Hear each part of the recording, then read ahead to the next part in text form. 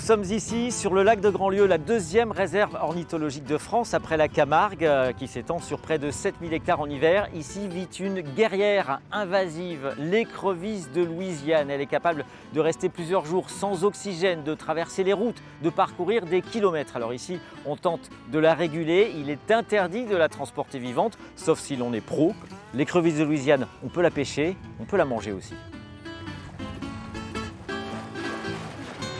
Une palette de couleurs infinies, le calme, l'espace, les trompes d'eau parfois. Il a quand même de la gueule, le bureau de Fredo. Il est l'un des 7 pêcheurs professionnels autorisés à travailler sur le lac de Grandlieu. Cela fait 15 ans qu'il relève ses filets, lesquels sont quotidiennement squattés par cette espèce reconnaissable à ses grosses pinces rouges, l'écrevisse de Louisiane, qui peut mesurer jusqu'à 12 cm. Elle se cache au début, elle est sur les marais, et comme plus que le lac qui baisse, plus qu'elle revient au large, on va dire, elle sort des marais. Ça fait des dégâts, de toute façon.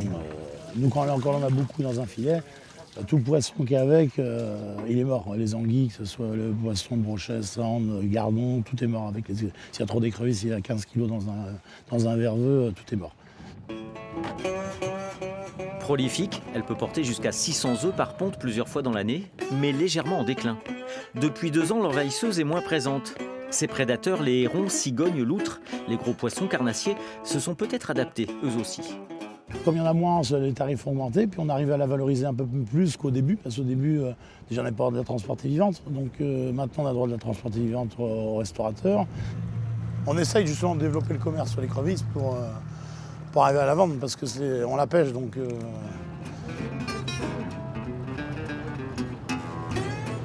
À 6 € le kilo, les restaurateurs sont nombreux à vouloir cuisiner ce petit crustacé, à la carte de plusieurs tables étoilées. Ce matin, c'est Damien qu'il faut livrer. Son restaurant est situé au bord du lac. Son conseil numéro 1, l'écrevisse, pour la sublimer, il faut la réveiller, la secouer même. Je vais rajouter des oignons émincés par-dessus. Alors, il faut savoir que l'écrevisse, ça a du goût, mais à la fois, ça n'en a pas. C'est-à-dire que ça a le goût de crustacé, comme on peut retrouver un petit peu... comme on trouve dans la mer, en fait, sauf qu'on n'a pas le sel. Et donc, c'est pour ça que c'est assez fade. Donc, ça a du goût, c'est parfumé, mais c'est fade. Donc, du coup, il va falloir mettre beaucoup de sel. Voilà, vous voyez, elles sont bien énervées. Nous, on préfère prendre les petites pour faire la bisque et garder les grosses, les beaux spécimens, pour les décortiquer et nous mettre ça sur nos assiettes. C'est mieux quand même, c'est plus valorisant, quoi.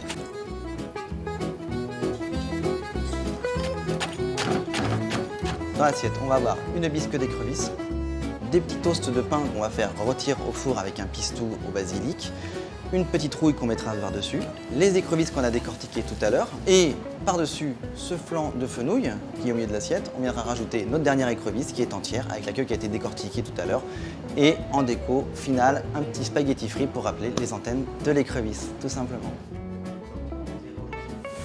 Voilà Vincent. Ah, c'est joli. Pour résumer, Damien, l'écrevisse, c'est intéressant à travailler. Bien sûr, c'est un très beau produit. Et du coup, par contre, c'est un produit qui faut donner du peps. Et là, je pense qu'on l'a bien réveillé. Je goûte. Ça marche. Moi, je vais... Ah bah oui, c'est bon. Oui.